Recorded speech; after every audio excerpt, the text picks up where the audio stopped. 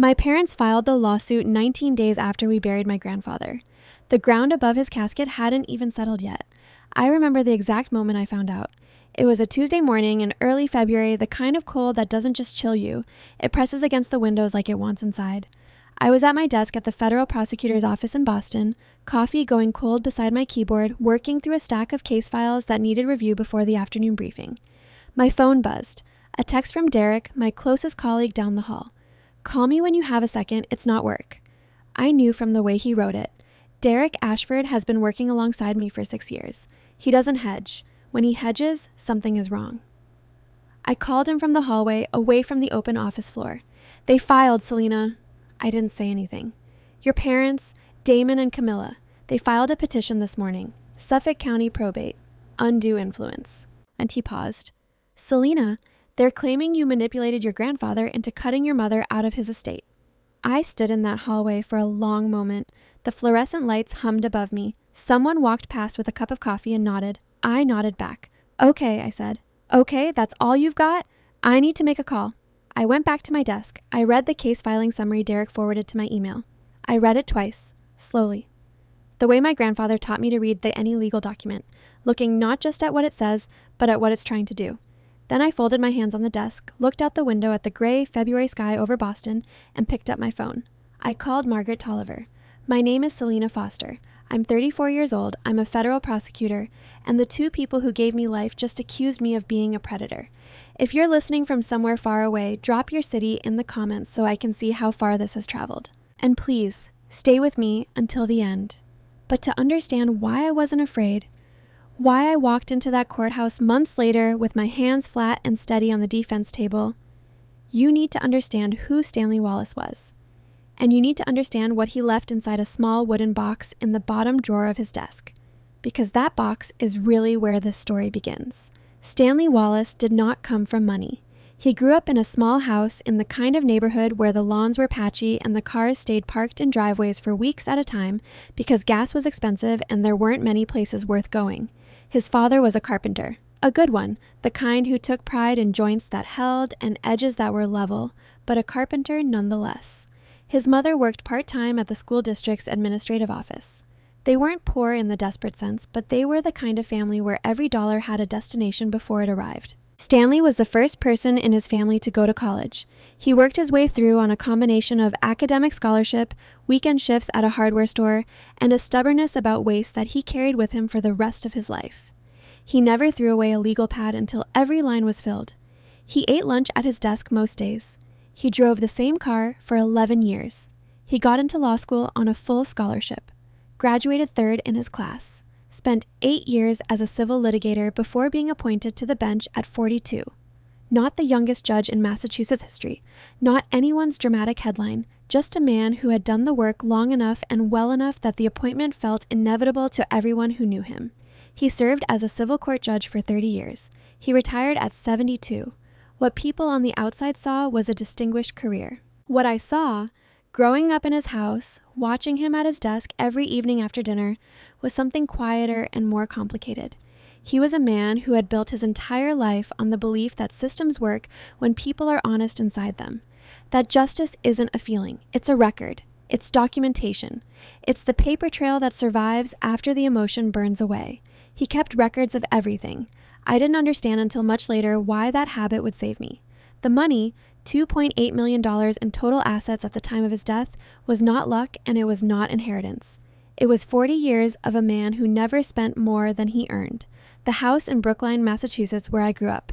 He bought it in the early years of his judgeship, took out a modest mortgage, and paid it off in 18 years by making extra principal payments every month without fail. The investment portfolio was nothing exotic. Index funds, started in the 80s, automatically reinvested, never touched.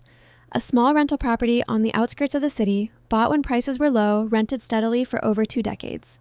An irrevocable living trust established before he retired, structured with the help of his private accountant, Victor Ashby, who had managed his finances for 22 years. That trust would become the center of everything. But I'm getting ahead of myself. My grandmother, Irene Wallace, was the kind of woman who expressed love through action so consistently that you didn't realize until she was gone how much of your daily sense of safety had come from her. She was not a dramatic woman. She didn't make speeches. She didn't sit you down for long talks about feelings. What she did was show up every single morning, every single evening, in the small and relentless ways that add up over years to something that holds a person together. When I was 6 and had a nightmare, she was already in the doorway by the time I'd opened my eyes, because she'd heard me shift in my sleep through the wall. She had warm milk in a blue mug. She sat on the edge of my bed and didn't say much, just stayed until I fell back asleep. When I was 12 and didn't make the school play, she didn't tell me it didn't matter or that there would be other chances. She sat across from me at the kitchen table and said, "Tell me what it felt like." And she listened for 20 minutes without once trying to fix it. When I was 17 and she died, suddenly, in the garden she loved, on an afternoon in late September when the air still smelled like the end of summer, I stood at the edge of the flower beds where they found her and understood for the first time what it means to lose the person who has been the ground beneath your feet. Camilla and Damon came to the funeral. They were there for 4 hours. My mother cried, and I don't doubt that the grief was real. Irene was her mother after all. But they left before the reception ended. They didn't call in the week after. They didn't call in the month after. My grandfather and I made dinner together the following Sunday, as we always did. He made his pot roast, I made biscuits that came out slightly wrong, as they always did. We ate at the kitchen table with the empty chair that had always been hers, and neither of us said much, and that was enough. I should explain how I came to be living in that house at all. I was 4 months old when my parents brought me to Brookline and left me with my grandparents for what was described at the time as a temporary arrangement. Damon had just lost a job, a position in real estate brokerage that he'd held for less than 2 years. Camilla was, in her words, in a difficult transition. They needed a few weeks to get back on their feet. A few weeks became a few months. A few months became a year, and then the conversation about when they would come to bring me home simply stopped happening. They lived in Providence, Rhode Island, less than 2 hours away by car, close enough to visit easily, far enough to make the choice to stay away feel, to an outside observer, almost geographic, as though the distance explained the absence, rather than the absence being its own decision. I don't say this with bitterness anymore. I spent a long time working through the part of me that wanted my mother to be different than she was, that kept waiting for my father to call for no reason other than that he wanted to hear my voice. I'm not sure I ever entirely stopped waiting, but I stopped organizing my life around the wait. What I know is this. In the years that followed, the pattern became clear and consistent. They came at Christmas. Most years, not all. They sent birthday cards through the mail, occasionally a week late. My mother attended my college graduation and left before the reception. My father did not attend my law school graduation because he had, as his text message explained, a scheduling conflict. My grandfather sat in the front row of every ceremony I ever participated in, from the 3rd grade spring concert to the day I was sworn in as a federal prosecutor at 29. In that same period, the years of their absence, my grandfather sent money to Damon and Camilla, regularly, quietly. The first time was when I was about 6, when Damon's brokerage business collapsed. My grandfather sent a check, then another a year later when there was credit card debt, then another when Camilla called saying they were behind on the mortgage. The calls came every year or two, always from Camilla, always beginning with, "Things have been really hard lately," and my grandfather always sent what was asked. He never told me about the money. He never said a word against my parents, not once. He was not that kind of man. When I asked, as a child, why my mom and dad didn't visit more often, he would say something like, "People have complicated lives, sweetheart. It doesn't mean they don't love you." I believed him because I wanted to, and because he said it the way he said everything, quietly, without judgment, as though it were simply a fact he'd observed and accepted. What I didn't know, what I wouldn't know until after his death, was that while he was protecting me from the truth of their absence, he was also building a record of it. Every check, every transfer, every phone call, requesting more. He wrote it all down in his careful, even handwriting in a folder organized by year, and he kept it locked in the bottom drawer of his desk. He was a judge for 30 years. He knew what evidence was. He knew what the future might require. Stanley Wallace retired from the bench when he was 72. For the 12 years that followed, he lived in the Brookline house. Now mine to visit rather than live in, since I'd moved out for college and then law school and then my own apartment in the city. But I came back every week. Sunday dinners were sacred. We played chess on Saturday afternoons when I could make it. He came to every significant moment in my life, and I tried to return the favor. He taught me to read contracts before I was 10. He had me explain the logic of arguments at the dinner table like I was presenting to a court. He took me to the library every week when I was a child and let me pick whatever I wanted, and when I picked the same book 3 times in a row, he didn't say anything except, "What do you keep finding in it?" He was sharp until the end. I want to be clear about that. The characterization that my parents' lawsuit would later try to construct of a frail, confused old man who could be influenced, manipulated, steered, bore no resemblance to the man I sat across from at that kitchen table every Sunday until 2 weeks before he died. At 84, he still read 2 newspapers a day. He still argued about case law with an exactness that made younger lawyers uncomfortable. His doctor, Dr. Patricia Okafor, who had been his primary physician for 9 years, would later testify that his cognitive function remained fully intact, that there was no diagnosis, no documentation, no clinical basis whatsoever for the claim that he was vulnerable to manipulation. He died in his sleep on a Thursday night in mid-January, quietly, in the house he had lived in for over 40 years. The hospice nurse who had been coming 3 times a week said he had seemed at peace in his final days, that he had been putting things in order. He had been putting things in order for much longer than anyone knew. 19 days after the funeral, the lawsuit landed. Petitioners, Damon Foster and Camilla Foster. Respondent, Selena Foster. Filed in, Suffolk County Probate and Family Court. Claim, undue influence. The petition alleged that Selena Foster had exploited a position of closeness and trust with Stanley Wallace during the final years of his life to improperly influence his estate planning decisions, causing him to effectively disinherit his daughter, Camilla Foster, who was, by the petitioner's argument, his rightful primary heir. Relief requested, full invalidation of the estate distribution currently in place. Redistribution of all assets according to Massachusetts intestate succession law, under which Camilla, as sole surviving child, would inherit everything. Everything.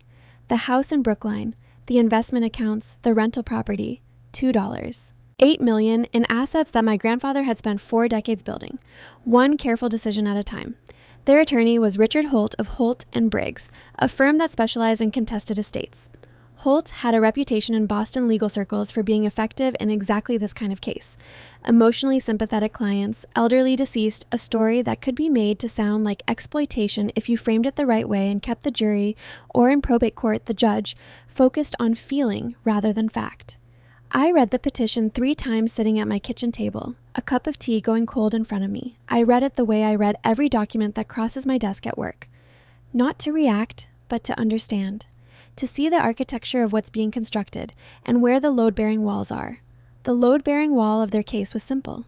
Selena was close to him. She was the one who visited. She was the one who called. She was, they argued, in a position to shape his thinking, his decisions, his perception of his own family. And she had used that position for financial gain. The irony was almost elegant. The very thing that made me his family, the presence, the consistency, the 34 years of actually being there, was being reframed as the mechanism of my crime. I finished my tea. I called Margaret Tolliver. 3 days after receiving the petition, I drove to Brookline. I told myself it was practical. There were financial documents I needed for Margaret, records of the house, and accounts that we'd need for our response. And that was true. But honestly, I also needed to be in that house. I needed to sit in the rooms where I had grown up and let the fact of what was happening settle into something I could bear. It was a Saturday afternoon in early February. The sky was the particular shade of white that means more snow is coming. The house was cold. I hadn't been back since the funeral, and the heat had been turned down low. I walked through the kitchen, touched the edge of the table where we had eaten 10,000 meals. I stood in the doorway of the living room for a moment, looking at the bookshelves lining the walls. Then I went to his study. His study was the room most like him. Dark wood paneling, floor-to-ceiling bookshelves, a wide desk with a leather surface worn soft from decades of use. It smelled like paper and old wood and, faintly, the particular brand of coffee he'd made every morning for as long as I could remember. I sat in his chair, something I'd never done while he was alive, some unspoken rule about that being his space. And I let myself feel the weight of it. I pulled out the bottom left drawer to look for the folder of property documents I remembered him keeping there. The drawer held a hanging file organizer, neatly tabbed. Near the back, behind the property files, was something I hadn't seen before. A wooden box, the size of a shoebox but shorter, the kind used for keeping personal documents. Simple, dark-stained wood, no lock. On the lid, a strip of tape, and in my grandfather's handwriting, in black ink, Selena, when it's time. I sat very still for a moment. Then I opened it. The first thing I noticed was the organization. The box contained 22 years of financial records. Each year was clipped separately, labeled in his handwriting with the year at the top. Within each year's packet, copies of bank transfers, wire confirmations, sometimes personal check stubs. And beside each transaction, a note, short, a line or two, in the same careful hand. C called Tuesday, said they were behind on the mortgage again, sent $22,000. Third time this has happened. D says the new business venture needs capital, sent $35,000. Did not tell Irene, she would be upset. C called credit cards, sent $18,500. She did not ask how I was. D's company has folded. This is the fourth business in 12 years, sent $28,000. He didn't say thank you. Page after page, year after year, the transfers range from $8,000 to $45,000, averaging 3 or 4 per year. I sat on the floor of his study with my back against the desk and read every single one. When I reached the final page, the most recent transfer from the summer before he died, I added up the total in the margin of my notepad. $940,000 over 22 years. He had sent them nearly $1 million. He had documented every cent.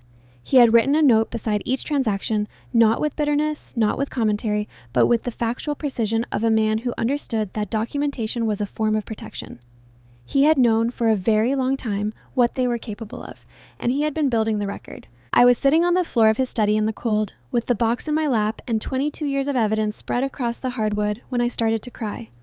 Not because I was scared, not because I was angry, but because I understood in that moment how much he had been carrying, how much he had seen and not said, how many years he had quietly kept the file and kept the peace, and kept me from knowing the cost of either. He had been protecting me my whole life. He was still doing it. I almost missed the envelope.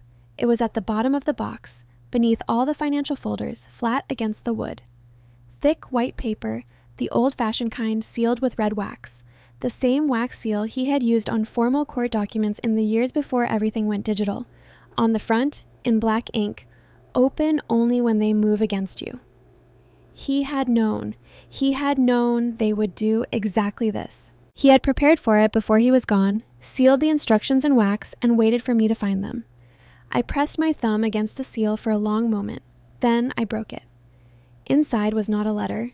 It was a legal document. Specifically, a certified copy of a revocable living trust agreement bearing the name Stanley R. Wallace as grantor, signed and notarized 3 years before his death in the spring. I read it carefully, though by that point my hands were shaking slightly. Then I read it again. The trust named me, Selena Foster, as the sole beneficiary. All assets had been transferred into the trust at the time of signing: the Brookline house, the investment accounts, the rental property. The trust had been properly executed and funded. There had been no error, no ambiguity, no gap. Here was what that meant, legally. A revocable living trust is not a will. It does not go through probate court. When a person transfers their assets into a trust during their lifetime and properly funds it, those assets pass directly to the named beneficiary upon death, outside of the probate process entirely. Richard Holt's entire lawsuit was built on challenging my grandfather's estate through probate court. But the assets weren't in the estate. They were in the trust. They had been in the trust for 3 years. Holt was challenging a door that had already been sealed shut from the inside before he ever raised his hand to knock. My grandfather had not just protected me. He had made their attack structurally impossible, quietly, years in advance, without a word to anyone except Victor Ashby and the notary who witnessed his signature. I sat on the floor of his study until the room went dark around me. I didn't turn on the lights. I just sat there with the document in my lap and the box beside me and listened to the house settle in the cold. Outside, snow had started to fall. For the first time since Derek called me with the news, I felt something shift inside my chest. Some tight and frightened thing beginning very slowly to loosen. They thought they were coming for what he left me. They didn't know he'd already built a wall around it, and he'd built it with the same thing he built everything else: patience, precision, and 22 years of receipts. That night, I drove back to my apartment in the city. I didn't call anyone. I sat at my kitchen table with a notepad and wrote out everything I knew: the trust, the financial records, the notes in his handwriting. I wrote it the way I'd been trained to write a prosecution: facts first, chronology second, implications third. By the time I went to bed, just past midnight, I had 4 pages of notes and the beginning of a plan. I wasn't the victim here. I was the prosecutor, and my grandfather had already done most of the work. Margaret Tolliver's office was on the 4th floor of a brick building on Newbury Street, the kind of address that said serious without saying showy. No marble lobby, no dramatic reception desk, just a quiet waiting room with good lighting, a wall of legal text behind glass, and a receptionist named Susan who offered coffee without being asked. I arrived at 9 on a Monday morning, 2 days after I had found the wooden box. I carried a canvas tote bag that held the box itself, all 22 years of financial records, the certified trust document still in its wax-sealed envelope, and my 4 pages of handwritten notes. I had slept 6 hours, which for me, in the middle of a difficult situation, is actually reasonable. Margaret came out to meet me herself rather than having Susan bring me back. She was 58, with short silver hair and the kind of posture that comes from decades of standing in courtrooms, straight without being stiff, present without being aggressive. She shook my hand and looked at me the way people do when they're actually assessing rather than performing assessment. "You look calmer than most people I see in your situation," she said. "I've been building cases for 6 years," I said. "I know what panic looks like, and I know it doesn't help." She almost smiled. "Come in." We sat across from each other at her conference table, not the large formal table for multi-party meetings, but a smaller one by the window, the kind used for actual working sessions. I laid out the contents of the bag in front of her, financial records organized by year, the trust agreement, my notes. She read without commentary for 40 minutes. I drank my coffee and watched the street below. When she finished, she set down the final page, placed her hands flat on the table, and looked at me. "Your grandfather was a careful man." "Yes. He established this trust 3 years before his death. The assets were fully transferred and properly funded at the time of signing." She tapped the certified copy. "This isn't a will. It was never subject to probate. Whatever Holt is planning to challenge through the probate court has no legal purchase on these assets." That's what I understood. Which means the central legal question of their case, the undue influence claim, is built on a foundation that doesn't exist. They're trying to contest a distribution that didn't happen through the mechanism they think it happened through. She paused. "Has Holt requested discovery yet?" "The filing was 3 days ago. I expect the discovery request within the week." She nodded slowly. "He'll realize the trust issue quickly, probably within the first week of discovery. When he does, he'll pivot." She looked at me. "He'll stop trying to fight the legal structure and start trying to fight the story. He'll make this about who you are, who your grandfather was in his final years, whether the relationship itself was manipulative. That's where these cases go when the document fight is lost." "I know." "So we need to be ready on both fronts. The legal structure is solid, but solid isn't enough if he poisons the narrative." She picked up a pen. "Tell me everything about the last 5 years, not the legal version, the real one." I told her. All of it. The Sunday dinners, the chess games, the phone calls, the fact that my grandfather had driven to my apartment 2 months before he died just to sit with me for an afternoon and eat takeout Chinese food because I'd had a hard week and he knew without being asked. I told her about the 7 visits Damon and Camilla had made in 5 years. I told her about the birthday cards that came late, the graduation my father missed, the way Camilla had left the funeral before the reception ended. Margaret wrote steadily the entire time. When I finished, she put her pen down and said, "This is winnable. Not just defensible, winnable. But I want to be honest with you about what it will require." "Tell me." "It will require letting them put you on trial publicly.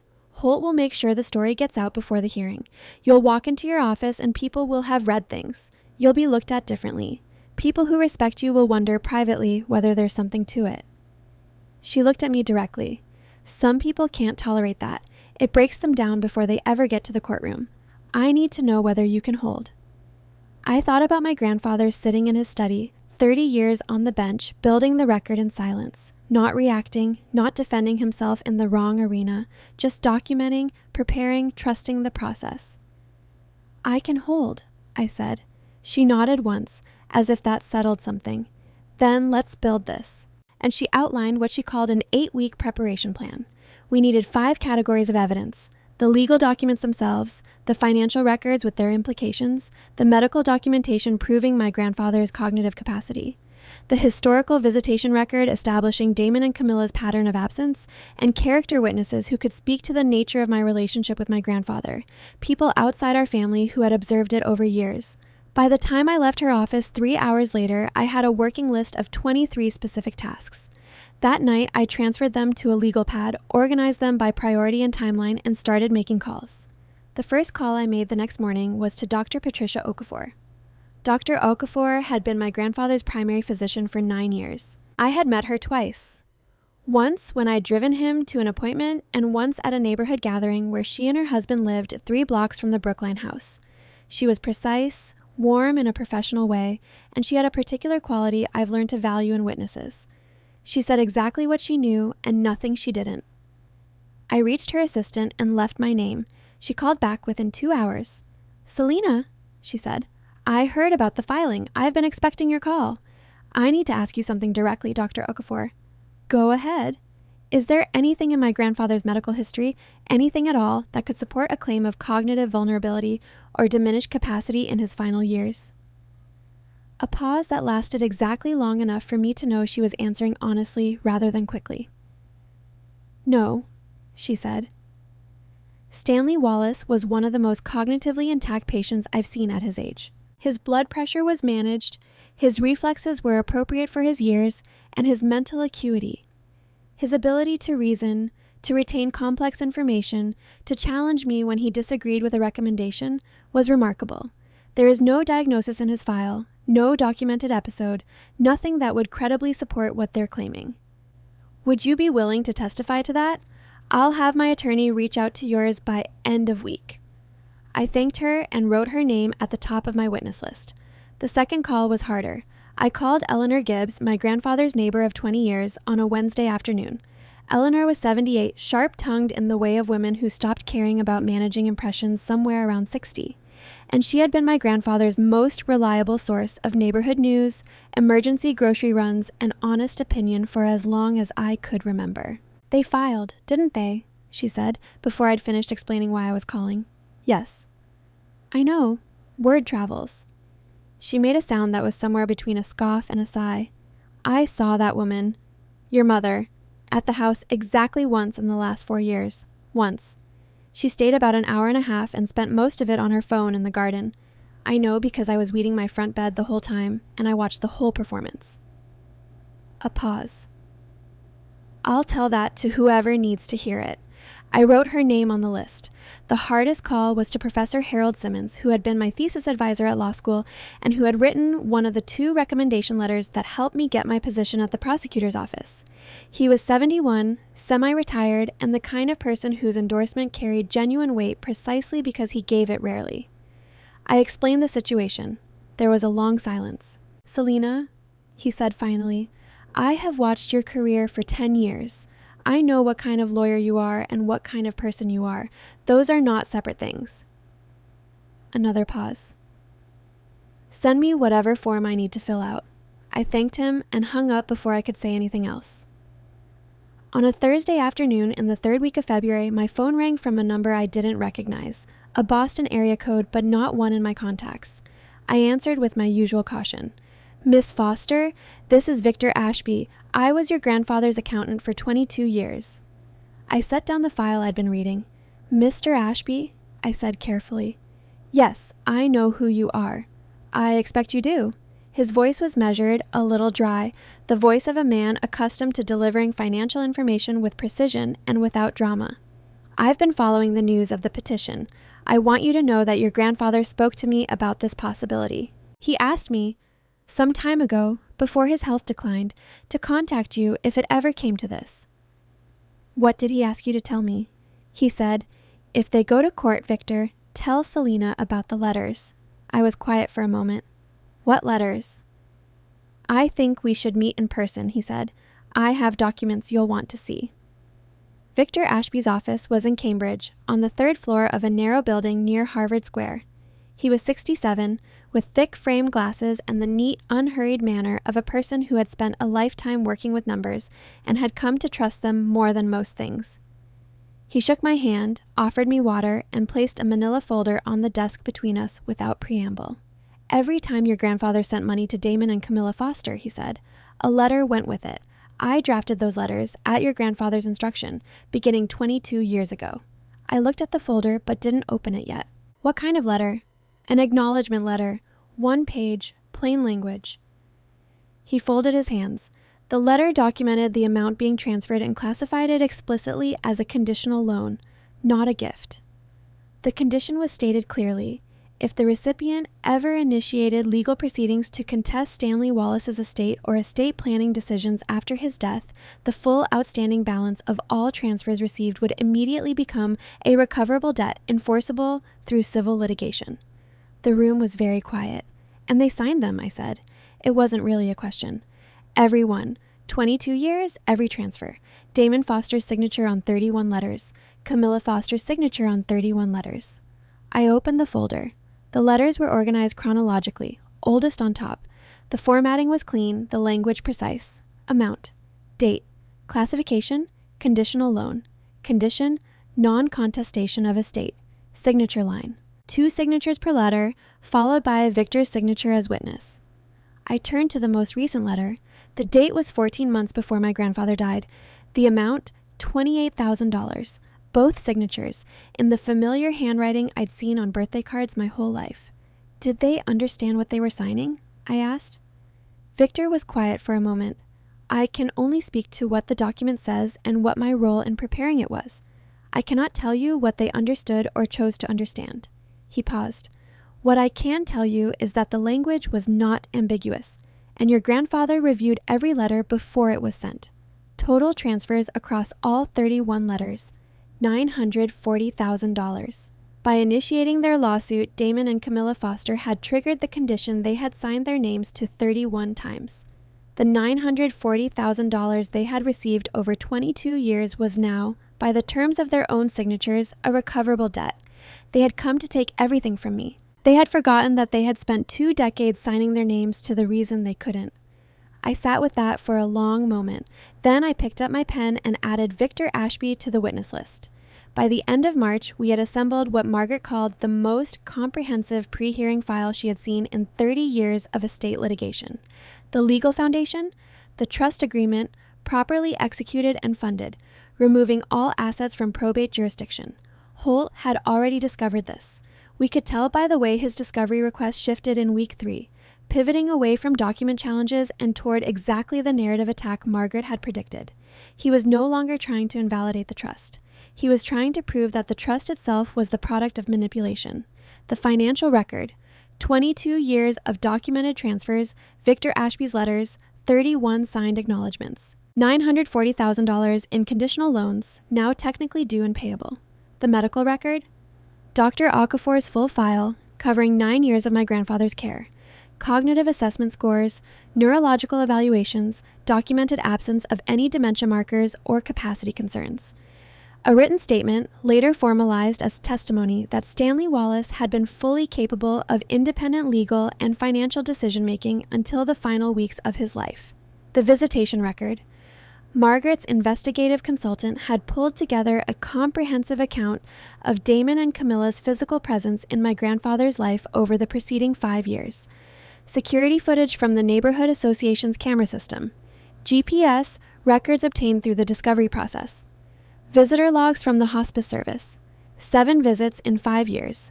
Average duration, under 2 hours. Against that, my own record. Phone logs showing calls between my grandfather and me averaging 3 times a week over 5 years. My GPS records placing me at the Brookline address at least once a week for the same period. Testimony from Eleanor Gibbs, who had observed me at the house so regularly that she knew my car on site. The hospice nurse, Sandra Belknap, who stated in her written account that I had been present at the house 12 of the 14 days before my grandfather's death. And the journals. I found them on my 3rd visit to the house. 8 composition notebooks stored in the bookshelf behind his desk, each one dated on the spine. My grandfather had kept what he called bench notes since his early years as a judge, brief daily records of observations, reflections, whatever had struck him as worth preserving. He'd continued the habit in retirement. The entries weren't dramatic. They were quiet and specific in the way that quiet, specific things are more devastating than drama. Things like, Selena came Sunday. She brought the good bread from the bakery on Commonwealth. We played 2 games of chess and she won the second one. She started thinking 3 moves out. I didn't tell her I noticed. Camilla called this evening. She needed money. I sent it. I didn't tell her that the last time I saw her in person was 11 months ago. There didn't seem to be a point. Selena stayed late tonight to help me organize the study files. We talked about the Henderson case she's working on. She argued the prosecution's position and then, without being asked, argued the defense's. She's going to be better than I ever was. Dr. Okafor cleared me on all counts today. I'm sharper than men 20 years younger, she says. I told her that's a low bar. She laughed. 8 journals, 9 years, a running record of a man who was fully present in his own life, fully aware of the people in it, and fully clear about what he valued. Margaret read selected passages in her office, making small marks in the margins. These aren't just character evidence, she said. These are a real-time account of his mental state written in his own hand across 9 years. There is no credible argument of diminished capacity that survives this. I know, I said. She looked up at me. He thought of everything. He was a judge for 30 years, I said. He understood what a record is for. 6 weeks before the hearing date, Margaret formally requested a settlement conference. Under Massachusetts probate rules, the request was granted, and both parties were required to attend a preliminary meeting at Holt's offices to explore whether the matter could be resolved without trial. I knew they would use the meeting to pressure me. Holt would present it as an opportunity for a gracious compromise, a way for both sides to walk away with something rather than putting everything before a judge. What he was actually trying to do was get me to accept a partial surrender before he'd had to expose how thin his case was. The meeting was scheduled for a Wednesday afternoon in early April. Holt's offices were in a glass building in the financial district, the kind of space designed to communicate that the people inside it were powerful and that you would be better off agreeing with them than fighting them. We arrived at 2 o'clock. Holt and his associate were already seated at the conference table when we came in. Damon and Camilla were there as well. I hadn't seen either of them since the funeral. My father looked smaller than I remembered. He was wearing a good suit that didn't quite fit him the way it used to, like a man who had recently lost weight but hadn't had the clothes adjusted. He looked at the table when I walked in. My mother looked at me directly. She was composed, pink blazer, pearl earrings, the practiced presentation of a woman who had learned long ago that appearance was a form of argument. I met her eyes for a moment. She held mine, steady. I sat down. Margaret sat beside me. I placed my hands flat on the table. Holt opened with the tone he was clearly most comfortable with, warm, reasonable, a little sorrowful, the voice of a man who wished none of this were necessary. I think we all want the same thing here, he said. We want to honor Stanley Wallace's memory and ensure that his family is treated fairly. The question is whether we can find a way to do that outside of a formal hearing. He looked at me with an expression calibrated to suggest sympathy. Selena, I know this has been a painful time. Your mother has also lost her father. There may be a way to acknowledge both of those realities without... Before we go further, Margaret said pleasantly, I want to make sure you have complete information. And she looked at me. I reached into the briefcase beside my chair and placed a document binder on the table. Dark blue cover, 4 inches thick. I set it in the center of the table. Not toward Holt, not toward my parents, directly in the center, equidistant from everyone, and left my hand on it for a moment before pulling back. This contains 22 years of financial records documenting $940,000 in transfers from Stanley Wallace to Damon and Camilla Foster, Margaret said. Each transfer is accompanied by a signed acknowledgement letter drafted by Stanley Wallace's accountant, classifying the transfer as a conditional loan. The condition, non-contestation of Mr. Wallace's estate or estate planning decisions. By filing their petition, your clients have triggered that condition. The full amount is now legally recoverable. She paused. The binder also contains the certified trust agreement, fully executed and funded 3 years before Mr. Wallace's death, removing all disputed assets from probate jurisdiction. And it contains 9 years of Mr. Wallace's personal journals, medical records establishing full cognitive capacity, and a documented visitation history showing 7 visits over 5 years. The room was very quiet. Holt looked at the binder. He looked at Damon. He looked at Camilla. I looked at my mother. For the first time in my memory, past the eye rolls, past the composed arrivals and early departures, past the birthday cards that came a week late, I saw something in her face that I hadn't seen before, something that looked, underneath the pink blazer and the pearl earrings, like the beginnings of fear. My father continued to look at the table. Holt picked up the binder, set it down. We'll need time to review. Of course, Margaret said. Take all the time you need. The hearing date remains as scheduled. We stood up. I picked up my briefcase. I looked at my mother one more time. Not with anger, not with satisfaction, just looked, and then I followed Margaret out of the room. In the elevator going down, Margaret said nothing for a moment. Then, "You didn't flinch." "No point," I said. She nodded, as though this confirmed something she'd already suspected. 4 weeks before the hearing, under Massachusetts probate rules, both parties were required to attend mandatory mediation, a structured session with a neutral third-party mediator to make a genuine attempt at resolution before the matter went before a judge. The mediator was a retired family court judge named Arthur Pennington, 64, with a reputation for being harder on the party with the weaker case. That reputation did not appear to concern Holt. We met in Pennington's conference room on a gray Tuesday morning in late April. The room had large windows overlooking the harbor. Coffee had been set out on a credenza. No one touched it.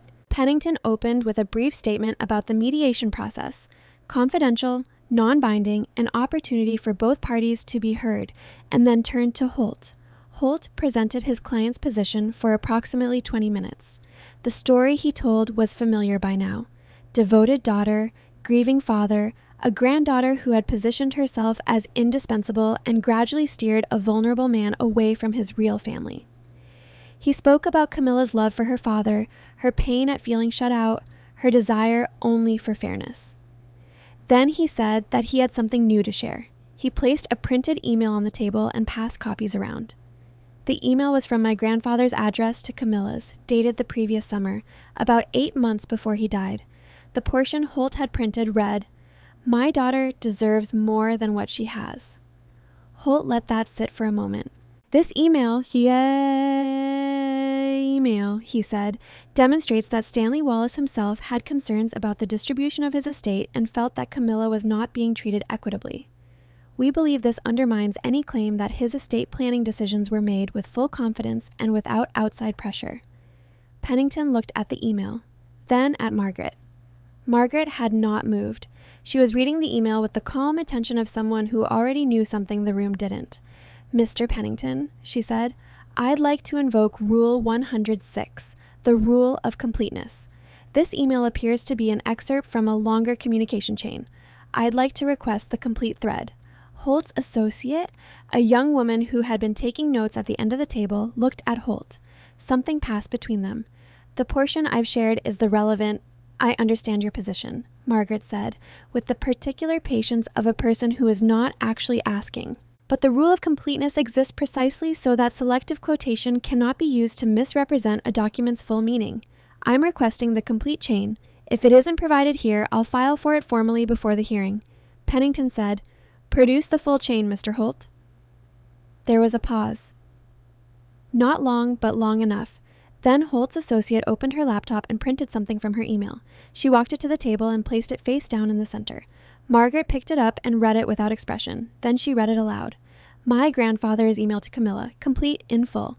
My daughter deserves more than what she has. My daughter has built a life through her own hard work and integrity and has been present in mine when I needed her most. My daughter is Selena, not you." The room did not make a sound. I kept my eyes on the table in front of me, on the grain of the wood, on my own hands lying flat on the surface. My throat had tightened in a way I hadn't allowed it to since the day I found the box. At the end of the table, Damon looked at the floor. Camilla looked at the wall of windows, at the gray harbor outside. Pennington set down his copy of the email and looked at Holt for a long moment. "I think," Pennington said slowly, "that we should take a brief recess." No agreement was reached at mediation. No settlement was offered or accepted. We left the building and walked out onto the waterfront, and the wind off the harbor was cold even for late April, and Margaret said nothing for a full block. Then she said, "The hearing is in 4 weeks. Are you ready?" I thought about my grandfather's handwriting on the lid of that box. "When it's time." "Yes," I said, "I'm ready." The morning of the hearing, Boston woke up gray and cold. It was a Monday in late May, but New England hadn't gotten the message about spring yet. The sky was the color of old concrete, low and flat, pressing down on the city like a hand. I stood at my apartment window at 6 in the morning with a cup of coffee and watched the street below. A delivery truck, a woman walking a dog, a man in a raincoat moving fast with his head down. And I thought about my grandfather.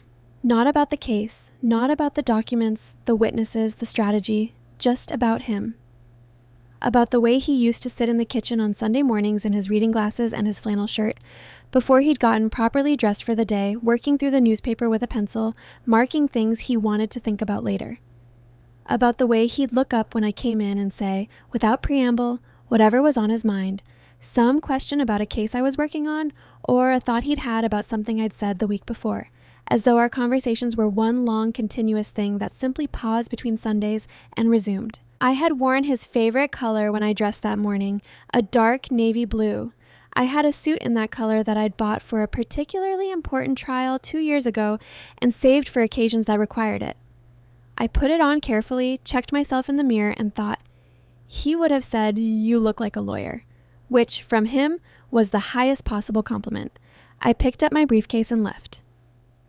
Suffolk County Probate and Family Court sits on Tremont Street, a solid brick building that has housed the legal disposition of family matters, wills, guardianships, estate disputes, the quiet bureaucracy of death and inheritance, for longer than most of Boston's newer landmarks have existed. I had been inside it before, in a professional capacity, but never as a party to a case. Margaret was waiting on the steps when I arrived. She was in charcoal gray, her silver hair neat, her expression the same as it had been every time I'd seen her over the past 3 months, composed, attentive, ready. She looked at me and gave a small nod that said everything it needed to. "Derek's inside," she said. "Patricia Okafor is here. Eleanor Gibbs came early and has already told the security guard that she hopes justice gets done today." Despite everything, I almost smiled. That sounds exactly right. We went in. The courtroom was smaller than the federal courtrooms I was accustomed to. Wood paneling, tall windows, the smell of old paper and institutional cleaning solution. The gallery had perhaps 20 seats, half of them filled by the time we entered, a few people I didn't recognize, 2 reporters I recognized from local outlets, and in the back row, Professor Harold Simmons, who had come without being asked to, and who caught my eye and gave a single, dignified nod. Derek Ashford was seated in the gallery as well, in his good coat, looking like the solid, steady person he had always been. He raised his chin at me when I came in. I raised mine back. At the table to my left, Richard Holt and his associate already seated, papers arranged before them with the careful architecture of men who believe in the power of visual preparation. Beside them, Damon and Camilla. My father was looking at the table again. I was beginning to think it was the only place he felt safe looking. My mother was watching me walk in. She was in white again. Ivory, technically, a blazer with a soft collar, the color of someone who has made deliberate choices about how they want to be perceived. She watched me cross the room with an expression I couldn't quite read. Not triumphant, not frightened, something in between, held together with the effort of a woman who had been performing composure her entire adult life. I sat down, placed my hands flat on the table, looked straight ahead. The door at the front of the courtroom opened and the clerk called for order, and we rose, and the judge came in. His name, as listed on all the case documents, was the Honorable James Whitford. I knew that name. I had known it since I was 9 years old. When my grandfather talked about his years on the bench, not often, but sometimes, on quiet evenings when the conversation drifted toward the past, he occasionally mentioned the clerks he'd worked with. Young lawyers, fresh from law school, who spent a year or 2 in his chambers learning what it meant to be inside a court rather than in front of one. He had mentored perhaps a dozen over the years. Most he mentioned in passing. One he mentioned by name more than once. "I had a clerk once," he'd said to me, I think when I was around 12 or 13, "named James. Sharp as anyone I've ever worked with. The kind of mind that could read a case and immediately understand not just what it said, but what it was trying to avoid saying. He's going to be important someday." He'd said it with the particular quiet satisfaction of a teacher who has watched a student become more than the lesson. James Whitford, now 56, now sitting on the bench of the Suffolk County Probate and Family Court, adjusting his reading glasses and opening the case file with the unhurried attention of a man accustomed to taking the measure of things before speaking. I had recognized the name when it appeared on the case assignment 3 weeks before the hearing. I had not said anything to Margaret, not because I was hiding it, but because there was nothing to say. There was no conflict of interest to report. A professional relationship between a judge and a mentor 28 years in the past does not require recusal. Whitford had no personal stake in the outcome, no financial interest, no familial connection. What he had was something no other judge assigned to this case could have had: 28 years of memory. He had sat in my grandfather's chambers. He had watched how Stanley Wallace read a record, how he weighed evidence, how he thought about the difference between a person's stated intentions and their demonstrated ones. He had been trained by that man in the belief that documentation is the truest form of honesty, that what people do over time matters more than what they say in a single moment, and that a judge's job is not to be moved by the performance in the room, but by the record before them. Holt did not know any of this. Damon and Camilla didn't know. No one in the room knew except me, and I had not chosen it. It was simply there, the way certain things are simply there when you've lived inside a story long enough. My grandfather had not arranged it. He couldn't have known. But he had spent 30 years building the kind of legacy that outlasted him in people as well as in documents, and James Whitford was part of that legacy, sitting on the bench in his black robe, reading the file with the careful attention of a student who never forgot what he'd been taught. I looked at the bench, and for a fraction of a second, I felt something I hadn't let myself feel in months. Not confidence, not strategy, not resolve, but something older and simpler than any of those things. I felt like he was still here. Holt rose first. He was good.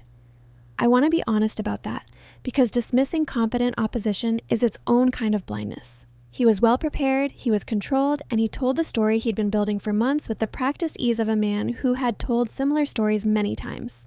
He spoke about Camilla's love for her father. He acknowledged the geographical distance, acknowledged that she hadn't been able to visit as often as she would have liked, and framed this not as indifference, but as the complicated reality of adult life, of careers and distance, and the particular difficulty of watching a parent age when you feel helpless to stop it. Then he pivoted to me. He described, carefully and without raising his voice, a pattern he called strategic proximity. The granddaughter who had made herself indispensable. The weekly visits, the phone calls, the presence that had gradually, he implied, never quite stated, crowded out the space where a daughter's relationship with her father might have breathed. He spoke about my professional background with what sounded like respect but functioned as suspicion. A federal prosecutor trained in persuasion, trained in understanding how people think and what they can be made to believe.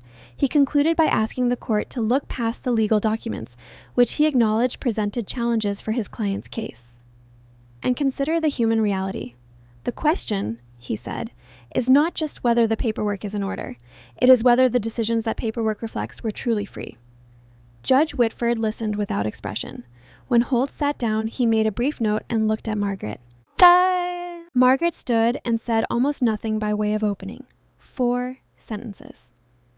Your Honor, the evidence will show that Stanley Wallace was a man of full legal and cognitive capacity who made deliberate, documented, and legally sound decisions about his estate over a period of years. It will show that those decisions reflected a lifetime of values, not a moment of vulnerability. It will show that the people best positioned to assess his intentions are not the people who visited 7 times in 5 years, but the record he left behind. We'll let that record speak. She sat down. Judge Whitford made another note. He had the expression of a man who has learned to trust documents over performances and who recognizes after long experience the difference between an argument and a record. Holt called Camilla to the stand first. She walked to the witness chair with the careful composure of a woman who had prepared for this. She sat, smoothed her blazer, and folded her hands in her lap. Her voice, when she began to speak, was appropriately soft, not weak, but gentle, the tone of someone who wants to be understood rather than believed. She talked about her father. She talked about her childhood in the Brookline house, the values he had instilled, the pride she had always felt in who he was. She described her pain at watching the relationship between them grow more distant in his final years, at feeling shut out, at arriving at a point where she felt she had somehow lost access to her own father. I love him, she said, speaking in present tense, which was either an accident or a choice. I have always loved him. Holt thanked her warmly and sat down. Margaret rose and walked to a position directly in front of the witness stand. She had nothing in her hands, no file, no notepad, no paper of any kind. Just her attention, which she directed at Camilla with the focused, unhurried quality of a person who is not in any rush to get where she's going because she knows exactly where that is. Mrs. Foster, she said, I want to ask you some questions about your relationship with your father. Not about legal documents, not about estate planning, just about him as a person. Is that all right? Camilla nodded. What was the name of Selena's 6th grade homeroom teacher? A pause. I'm not sure I would know that. What was the name of the dog Selena had when she was 9? Another pause, slightly longer. Selena wasn't living with us when she was living with your father, Margaret said, simply. I'm asking whether you know. Do you? Camilla's jaw tightened slightly. No. What is Selena allergic to? Silence. Margaret waited. I'm not certain. Margaret turned to the binder on her table, opened it to a tabbed page, and read without theatrical emphasis, just clearly. Patient presented at age 8 with allergic reaction following antibiotic prescription. Penicillin allergy confirmed. Guardian notified and provided updated emergency contact information. Guardian, Stanley Wallace. That's from the pediatric record, dated when Selena was 8 years old. She closed the binder. Your father knew. He was the one who brought her in. He was the one who updated the emergency contacts. She paused. You didn't know. Camilla said nothing. In the 5 years before your father's death, Margaret continued, according to records obtained through discovery, you visited the Brookline home 7 times. Is that consistent with your recollection? A long pause. I had a demanding schedule. We spoke on the phone. 7 visits in 5 years, including the visit 14 months before he died, which lasted approximately 90 minutes. Margaret looked at her without hostility, which was somehow worse than hostility. Mrs. Foster, I'm not asking these questions to be unkind. I'm asking them because your attorney has argued that Selena's closeness to your father was somehow suspicious, that being present in someone's life is evidence of manipulation rather than evidence of love. She let that land for a moment. I want the court to understand what presence actually looked like in your father's life, and what absence looked like. Holt objected, argumentative. Judge Whitford considered for a moment.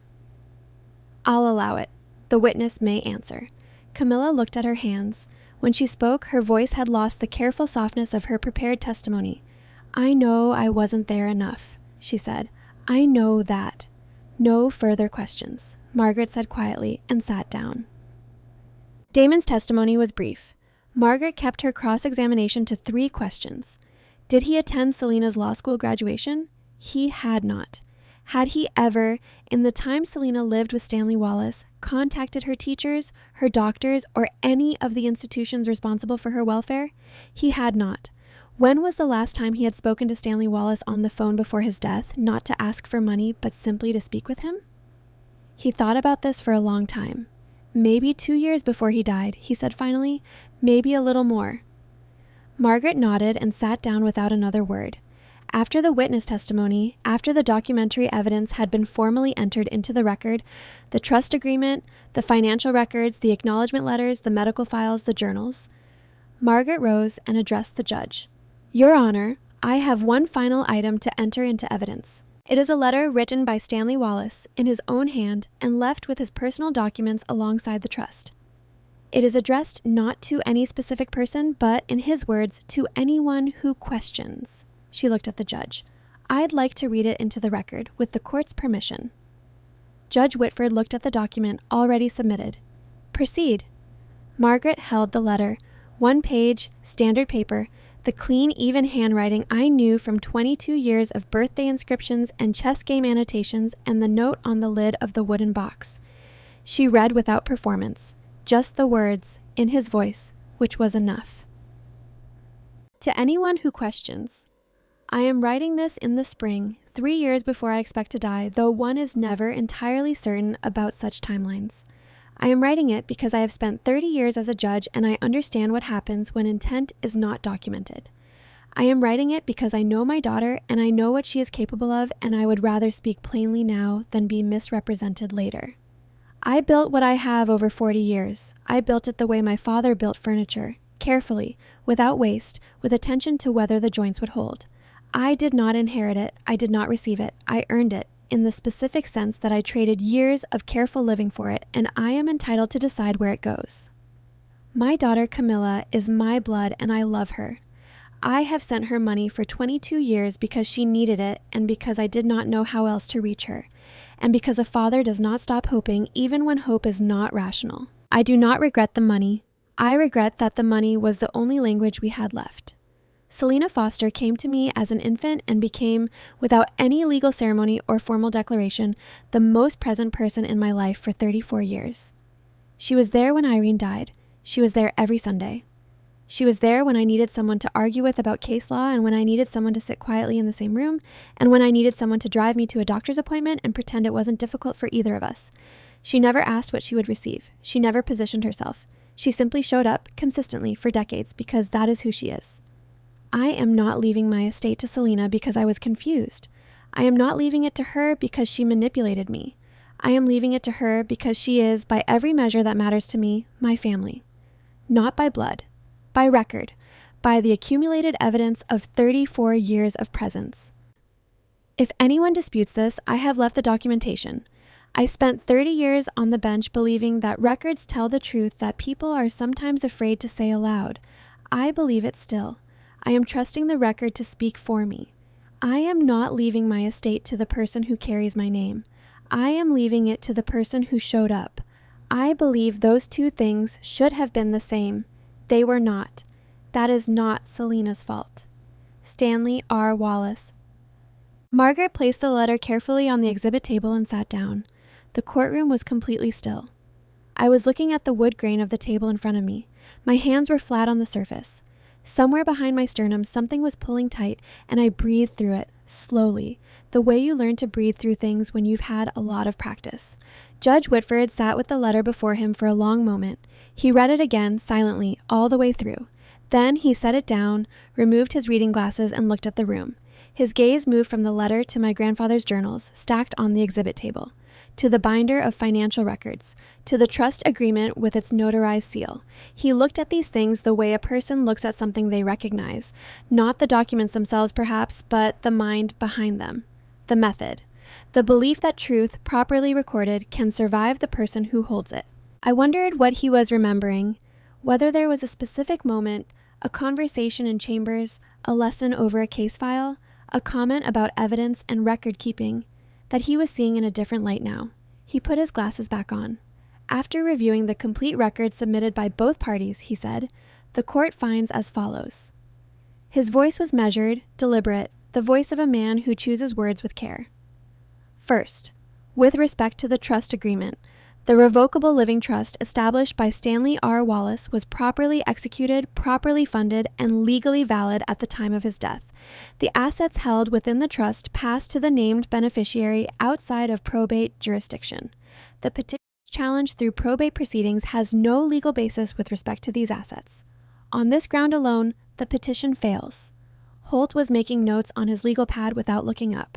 Second, with respect to the claim of undue influence, the court finds no credible evidence, none, that Selena Foster exerted improper influence over Stanley Wallace's estate planning decisions.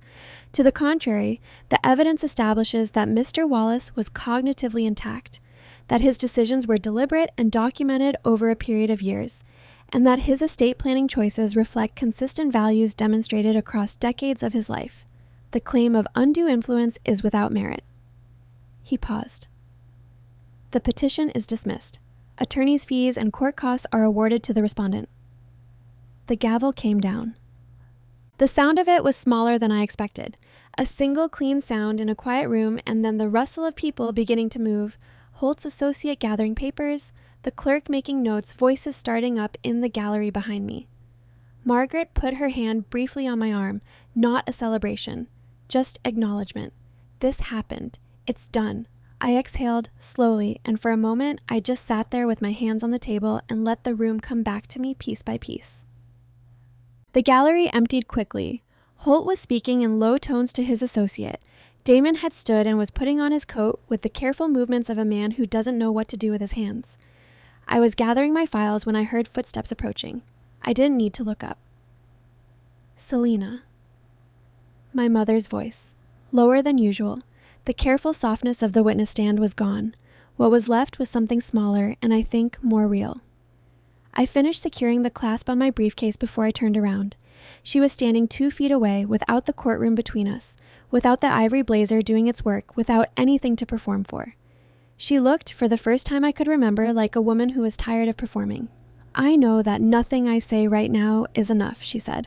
I looked at her. I had spent 34 years trying to locate in the specific angle of her face or the specific tone of her voice something that looked like she was actually seeing me.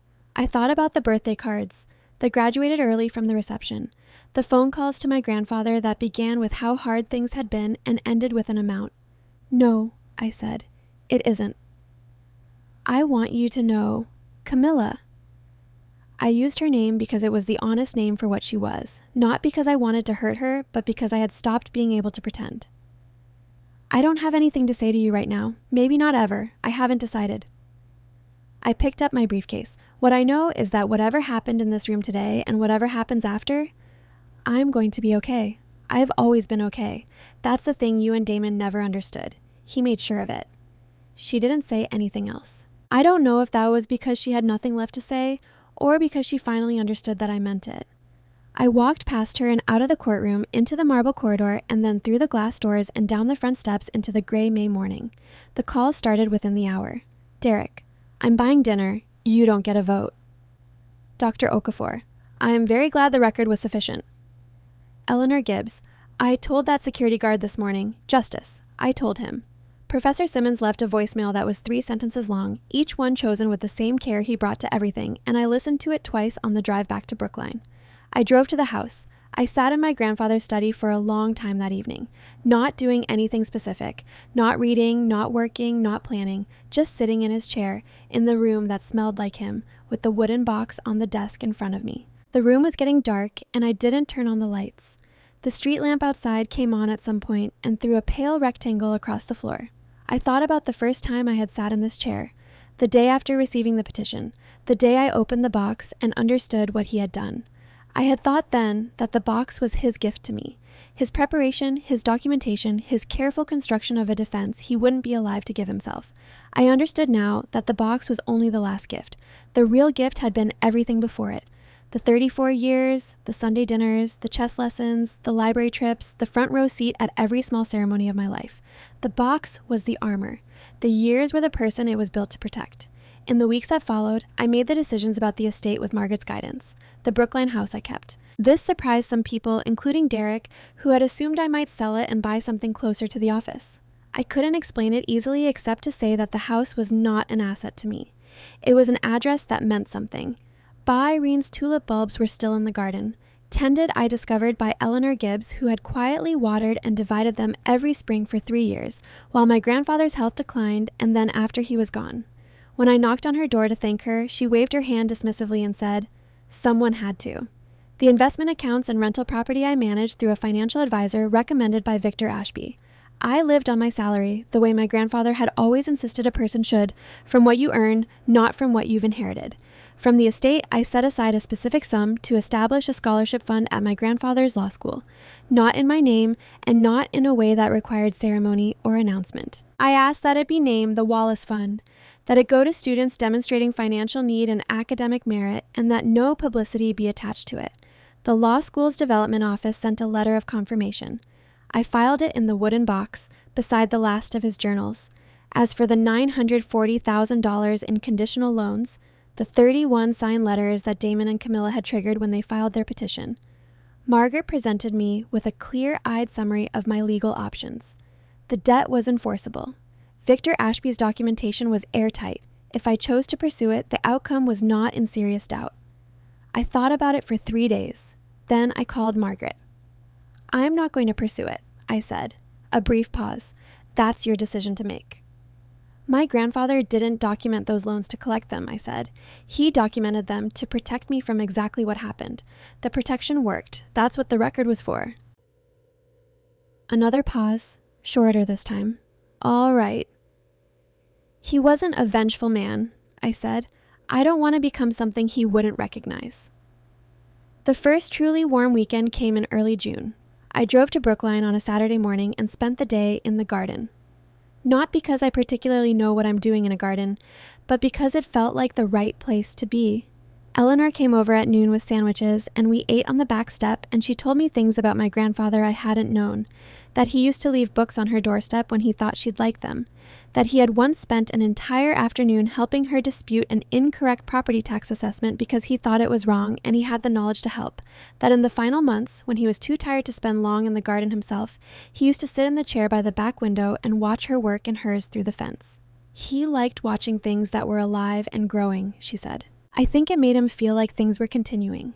In early June, the tulips that Ba Irene had planted decades ago came up again, the way they always did, red and yellow and orange, in the bed by the back fence.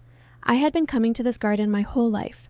I had watched those flowers come up every spring and taken them for granted the way you take for granted the things that are simply always there. I stood at the edge of the bed and looked at them for a long time. He used to say, "A record doesn't lie." A record is just what happened, written down. It doesn't feel anything, it doesn't want anything, it just is. And that's why it lasts. Because the truth doesn't need to want anything, it just needs to be documented carefully by someone patient enough to believe it will matter eventually. He was the most patient man I ever knew. Damon and Camilla did not contact me after the hearing. I did not contact them. I don't know what they thought or felt in the weeks that followed, and I have made a conscious and ongoing decision not to spend energy imagining it. They are people I share biology with. They made their choices over 34 years, and those choices produced eventually a courtroom. I carry no hatred for them, but I have also stopped carrying hope on their behalf, and the absence of that particular weight has made me lighter than I expected. In October, I went to Mount Auburn Cemetery for the first time since my grandfather's funeral. The day was cool and bright, the kind of autumn afternoon that looks like a painting of autumn more than like actual autumn. I brought flowers, not tulips, it was the wrong season, but small white dahlias that I'd found at a stand near the cemetery entrance. I stood between the two headstones for a while. Stanley Raymond Wallace, Irene Catherine Wallace. The dates, the names, the stone that was already beginning to weather at the edges the way stone does. I didn't say anything for a long time. Then I said, I kept the house. The wind moved through the leaves overhead. Somewhere across the cemetery, a bird called once and went quiet. Eleanor says the tulips came up really well this year, I said. She's planning to add more bulbs in the fall. I stood there until the light started to go gold, and then I put the dahlias down at the base of the stones and walked back to my car. There's a question I get asked when I tell parts of this story to people who knew my grandfather or who knew me, whether I'm angry, whether I resent the years of absence, the lawsuit, the attempt to take what he built and use it against me. The honest answer is that I was angry. Briefly, the night I sat on the floor of his study and read 22 years of records by the light of his desk lamp. The anger was real, and I didn't try to perform my way past it. But anger without direction is just weather, and I have a prosecutor's training in not letting weather make decisions. What replaced the anger over time was something more durable and more useful. He used to say, "The record is what survives. Everything else is argument." He was right about most things. He was right about that. He left me a house, an estate, a trust, a box of documents. But what he really left me, the thing no one could have petitioned a court to take, the thing Holt could never have found in a filing or challenged in a deposition, was the 34 years that preceded all of it. The presence, the consistency, the evidence of a life lived in a particular direction. He left me, in other words, exactly what he said he was leaving me. Not his name, his record. And his record was everything. Family isn't proved by blood. It's proved by presence. And presence, if you pay attention, leaves a record. He had 34 years of it. I only needed to open the box. Thank you for staying with me through this entire story. If this reached you, whether you're in Boston or somewhere I've never been, whether it's morning where you are or the middle of the night, I'm genuinely grateful you spent this time here. If any part of this story stayed with you, if it reminded you of someone you love or someone you've lost or something you've had to fight for, I'd love to hear about it in the comments. Stories don't really end when the telling stops. They keep going in the people who carry them. And if you haven't subscribed yet, please do. There are more stories coming. Stories about ordinary people who faced extraordinary moments and found, usually when they least expected it, that they were more prepared than they knew. I'll see you in the next one.